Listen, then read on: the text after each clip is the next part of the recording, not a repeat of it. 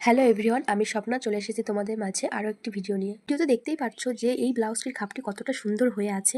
আর এমন সুন্দর খাপ বানাতে গেলে কিন্তু ব্লাউজের ছোট ছোট জিনিস, ছোট ছোট গুরুত্বপূর্ণ বিষয়গুলি কিন্তু খেয়াল রাখতে হবে। যেমন দেখো, এই খাপটির যে ডাঁটটি আছে, যেটা আমরা সেলাই করি এবং উঁচু যে জায়গাটা থাকে এটাকে কিন্তু ডাঁড় বলা হয়। তো এই ডাঁটটি কিন্তু নিচের দিকে রাখলে হবে না, এই ডাঁটটি সবসময় উপরের দিকে রাখতে হবে। ভিডিওতে দেখো আমি যেইভাবে রাখছি এইভাবে তুমি যদি ডাঁটটি রাখো তবে কিন্তু তোমার খাপ সুন্দর হবে। এটা নিচের দিকে থাকলে কিন্তু খাপ সুন্দর হবে না।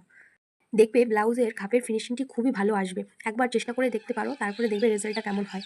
ব্লাউজ সুন্দর করার জন্য যেমন সঠিক মেজারমেন্টের প্রয়োজন, ঠিক তেমনই প্রয়োজন এই ছোট ছোট বিষয়গুলি লক্ষ্য করার। কারণ শুধু পার্ট ঠিকঠাক করে বসালেই যে ব্লাউজ সুন্দর হবে তা না, এই ছোট ছোট বিষয়গুলি তুমি লক্ষ্য করতে পারলেই কিন্তু ব্লাউজ সুন্দর হবে।